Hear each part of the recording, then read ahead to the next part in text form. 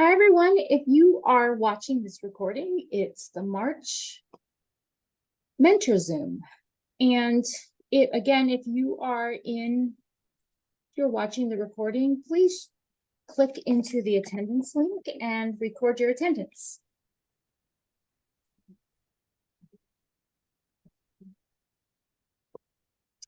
And let's get going. First thing I'm going to ask everyone to do is to check in on a Padlet. Here, I'm dropping the Padlet link into the chat box. Again, if you're listening to the recording, click into the Padlet link and check in. Has the classroom visit generated good conversations and reflection?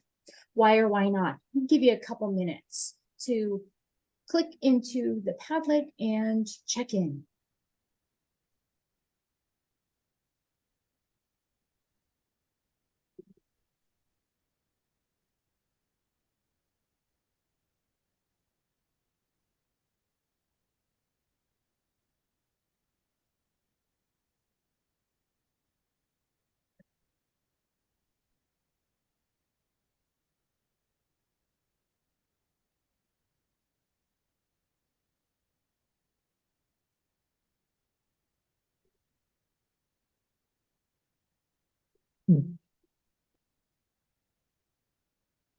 Can't find me. Hi, Jill. We are responding to a mentor check-in, a Padlet. I'm going to go ahead and drop that Padlet into the link for you. Click into that Padlet link and check in. Also, let me gather the attendance link for you as well. Okay. How are you this afternoon? I'm doing good. I was just trying to make sure I thought, oh no, my sound's not working. I was just looking at that.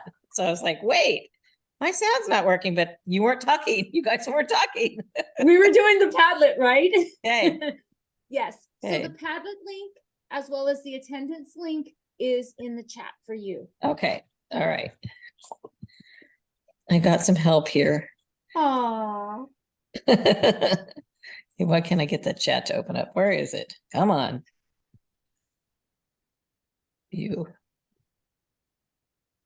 And while you're doing that, Jill, I'm going to go ahead and continue on, Okay. if you don't mind. Yep. Sounds good. Yep. You got it. So I'm good. next year, this is what mentoring will look like. If you're attending this Zoom, you know that you're working with a new to profession teacher in their first year. You've attended a monthly Zoom, you've met with your mentee 3 times a month, you've done their 4 squares, and at the end of the day, you will have done 3 classroom visits. Next year, we invite you to continue working with your new profession teacher, hopefully in their second year. It looks a little different. So I just want to start the conversation about next year and give you an opportunity to answer a survey, whether you're interested in continue on next year or not. It looks different in that it's less time commitment and a less the payment is reduced as well. In the second year, we ask that you attend 4 Zooms and do quarterly coaching cycles. And just like in the first year mentoring, I'll train you every step along the way and offer support every step along the way. So this is what the 2024-25 mentoring would look like if you continued on with your mentee. And to be honest with you, that's always best case scenario. If you're willing and able to continue on, that's going to be the best case scenario for your mentee. So what I'm going to do is I'm going to drop a survey link that will give you an opportunity to say yay or nay if you want to continue on with your mentee next year. If you're watching this recording, please click into the survey link about 2024-25 mentoring.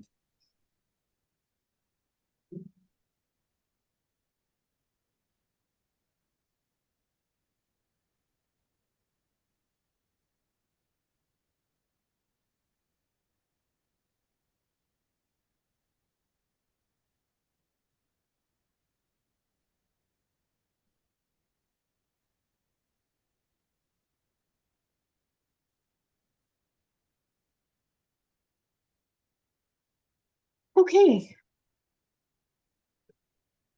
And onward, everyone. What you're looking at in front of you is the March calendar.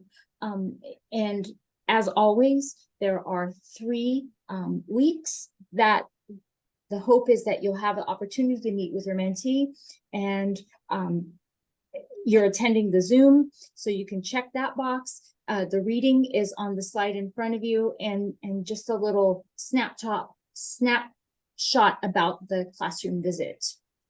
So let's get into what March is going to look like. Hopefully you've done your February visit. So in March, it would be good to see math. The hope is that every mentee will get a visit from their mentor in the month of February, then again in March, and last in April. If you're an elementary teacher, it would be good to see math. You saw language arts in February, math in March, and then writing in April. If you're a middle school or high school teacher, it would be good to see a different period, because as you know, the dynamics change from period to period with different groups of kids and different subject matter. So in a perfect case scenario, if you're a middle school or high school mentor, then you would want to see your mentee at a different period. And I've put the procedure to get a sub on the screen as well. Most of you know that the process to get a sub for that visit would be to reach out with me with the date. Then you get your own sub through absence management. We offer the funds for the sub, but not the manpower. And then you get a sign in, and along with that sign-in email, I give the steps for your time card. So just again, there's the process to do your classroom visit. All right, the week of March 4th, it would be good to talk to your mentee about testing. Testing season is upon us. And the AK Star is planned for March 25th through April 19th. So in just about a month, students will be testing. Now, all the details are going to come from your site STAR coordinator, but it's a good idea to put it on your mentee's radar.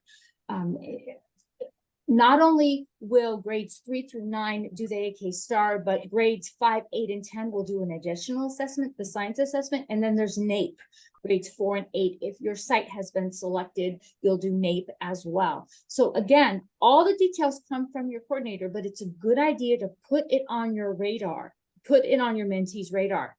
The week of March 4th is always a good time to set up your classroom visit, be proactive about when you're going to come in. And when you talk with your mentee and put test taking the STAR dates on their radar, I put together some strategies. And let me go ahead and put that link into the chat for you. That wasn't what I wanted.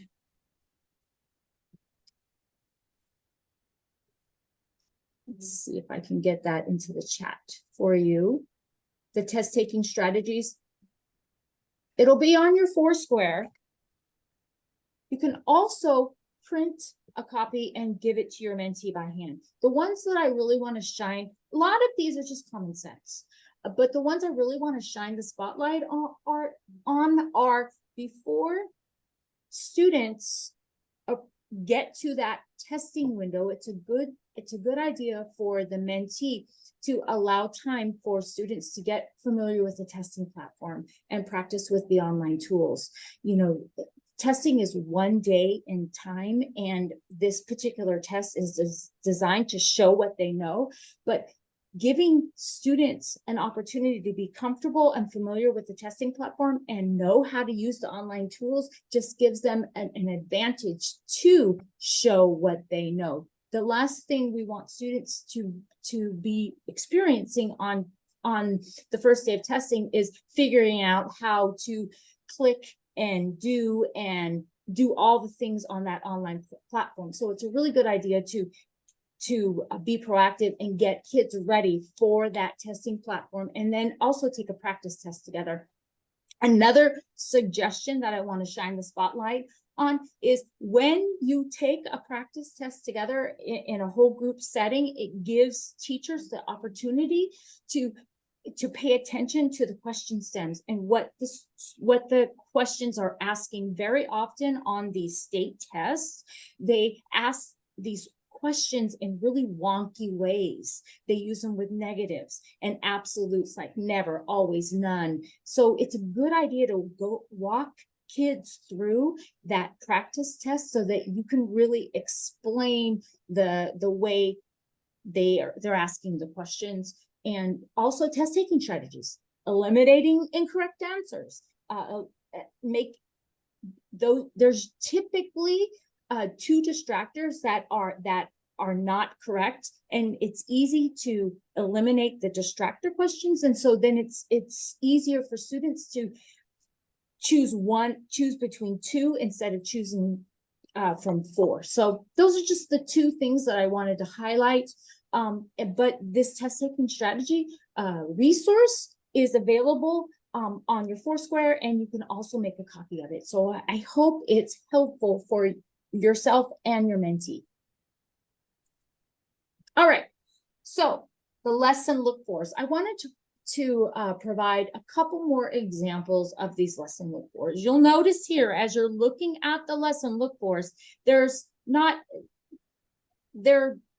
short descriptions of the learning target, short descriptions of engagement, checks for understanding, and closure. So it's just a couple words on each of those items. And then what you really want to do, where you really want to fill in, is what went well. Remember that you want to be your mentee's cheerleader. So the one on the left-hand side is a primary example from reading.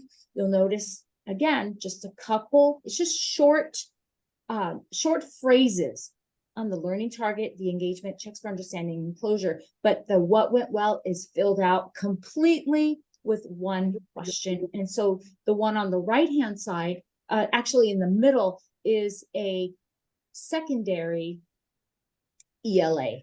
The learning target summarized main idea, the engagement was questioning, there's some checks for understanding, and then the closure.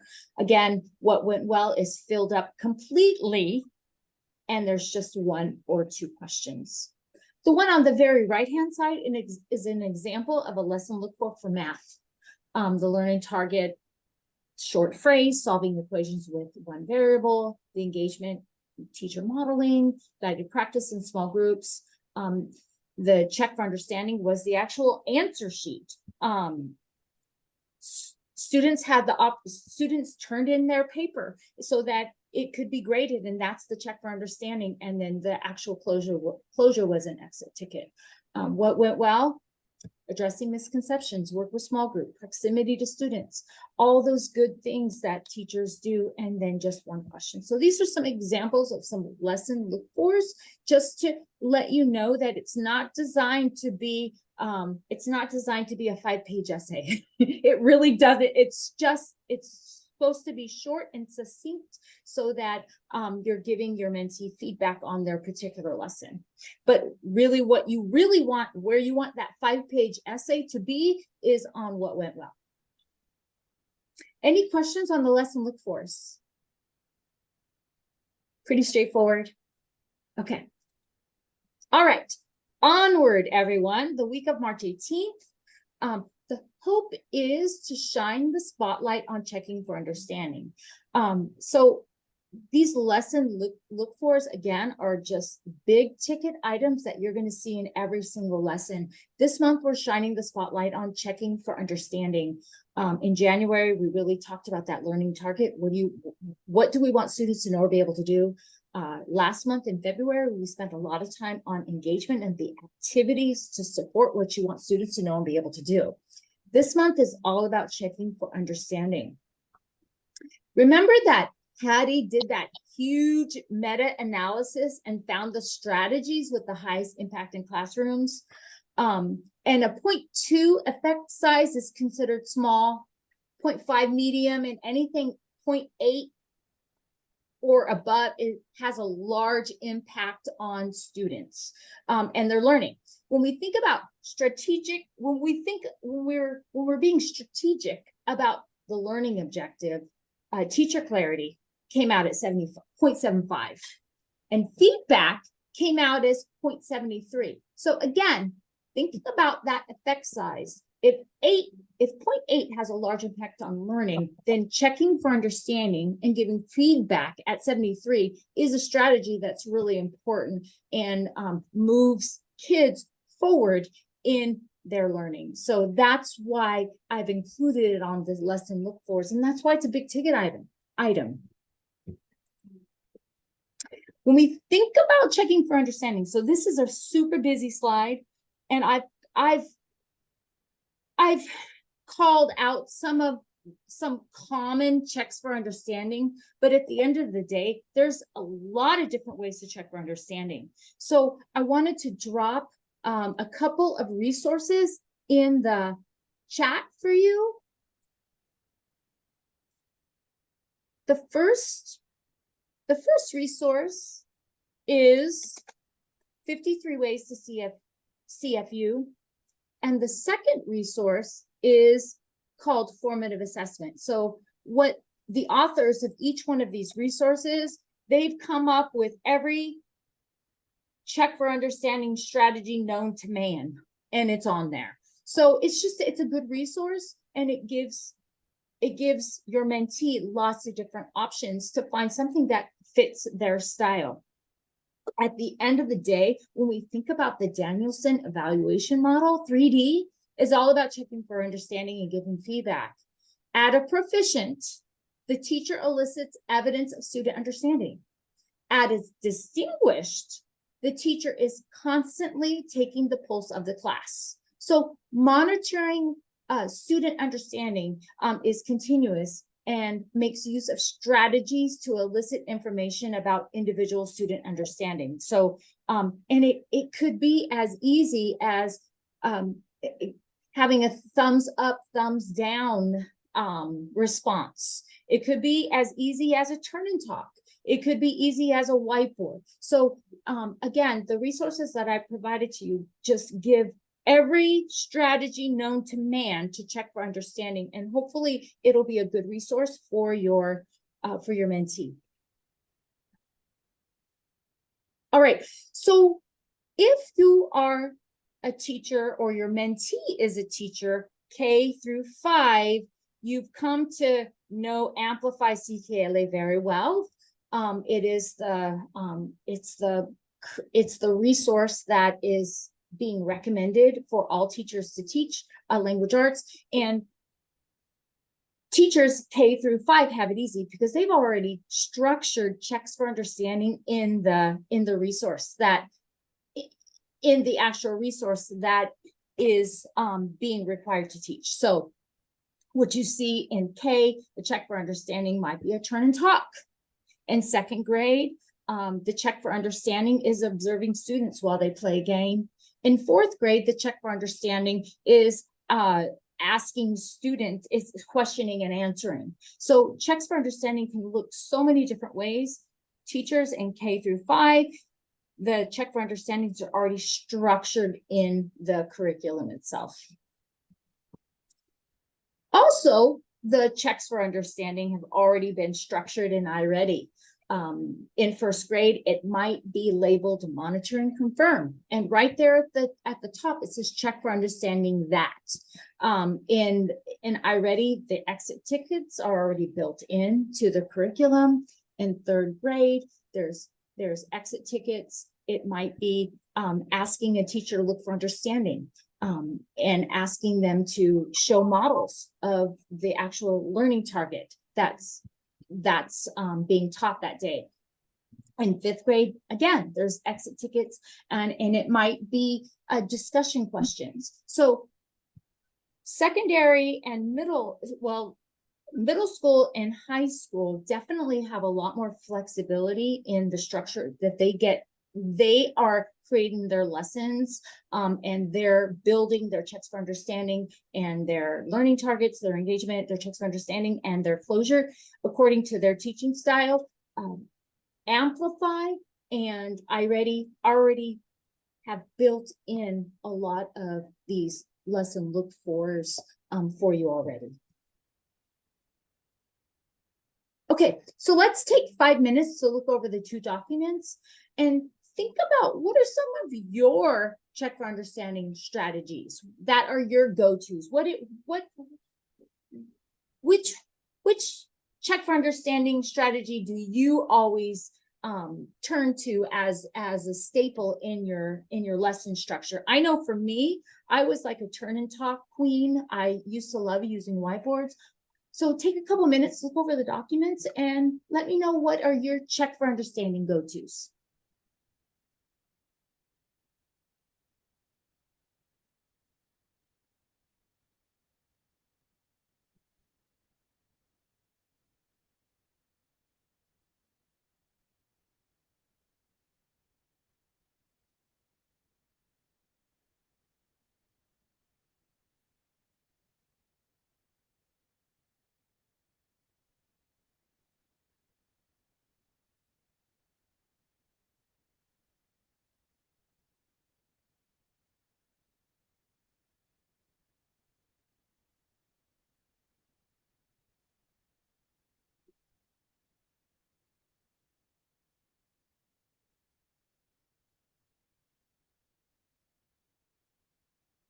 Michelle, did you put these in the chat or I are they just on the realized screen? that I did not. Okay, because they're hard to read. I'm finding them very hard to read. Yes, they are. Here they are. I was Okay, just thank you. making that realization. They're there for you now. Okay, thanks. That's a little better. I don't know. I've come to an age where I need my cheaters almost all the time. Yeah.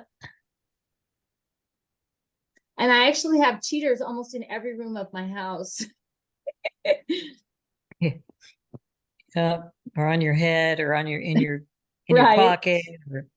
Yep.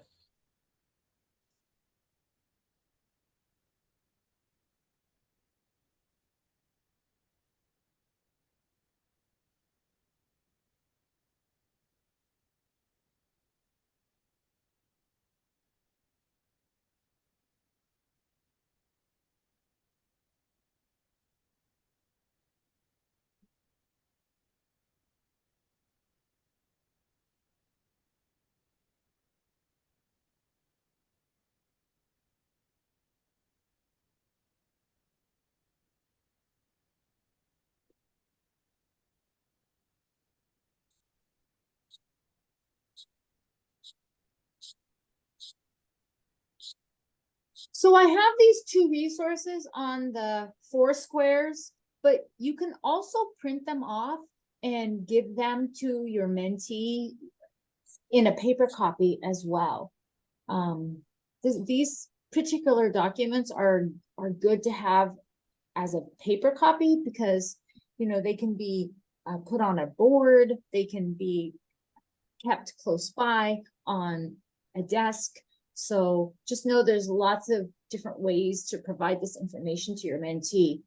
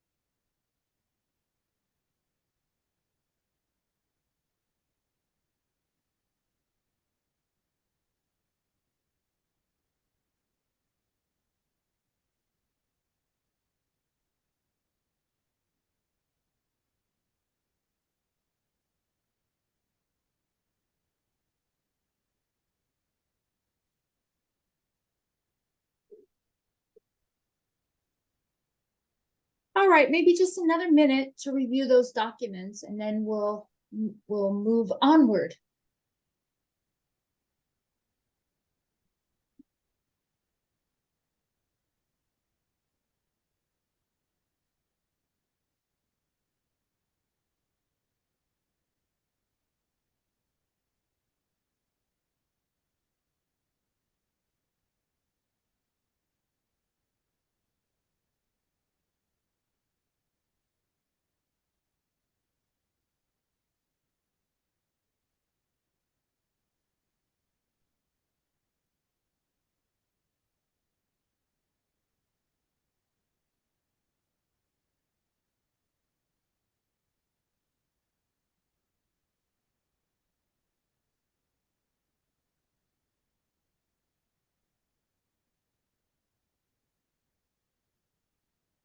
Okay, everyone, onward to the last week in March.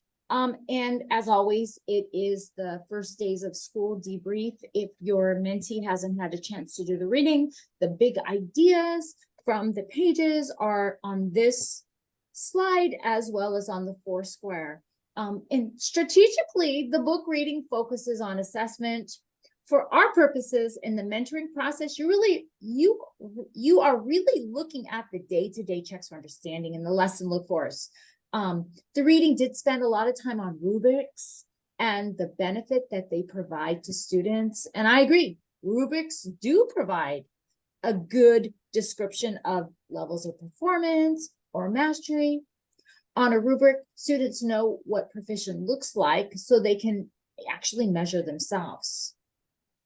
Know that there are so many rubrics out there on the internet. No teacher needs to create one from scratch. You can most definitely find something to start with and then modify from there.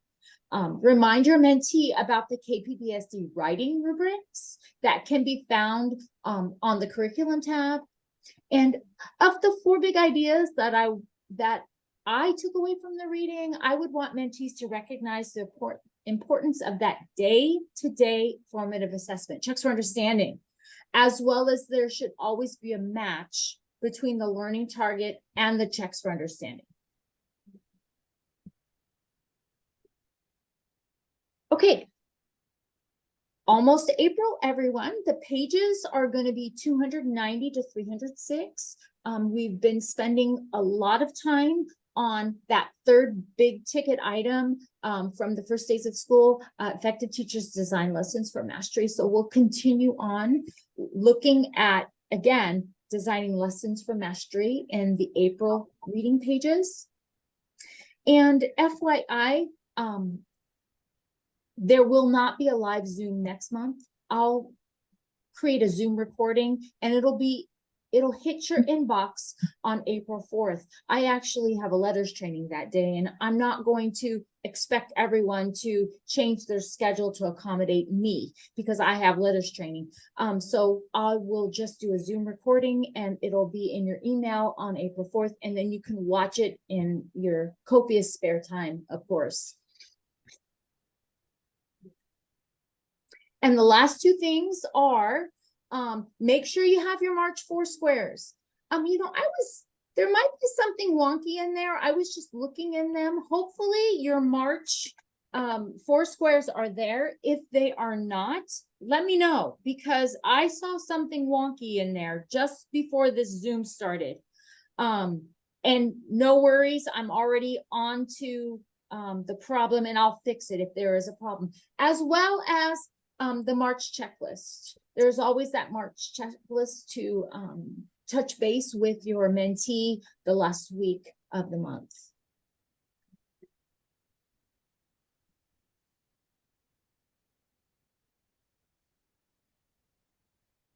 I see the March.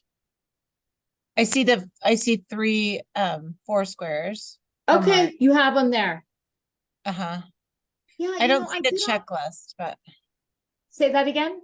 I don't see a checklist. I don't know if that's normally. I put the checklist in the chat and it's Okay. right. I did notice that. I'll go in and fix those. On the March 25th, you should have a link to the March checklist and resources. And I forgot that this time and I'll go in and I'll fix that. Okay, no worries. Yeah. But that particular resource I dropped in the chat box. Yeah, something wonky is happening with my drive. So I'm secretly hoping that I'm just gonna turn off my computer tonight. And then when I open it up tomorrow, everything's gonna be fixed. Because I did the work and I put all the Foursquares into everyone's folder, but I didn't see them. So I'll do a double check tomorrow. So if you have if you see your Foursquares and you had a chance to check out the March checklist and you don't have any other questions, I'm going to say goodnight to everybody and have a great month.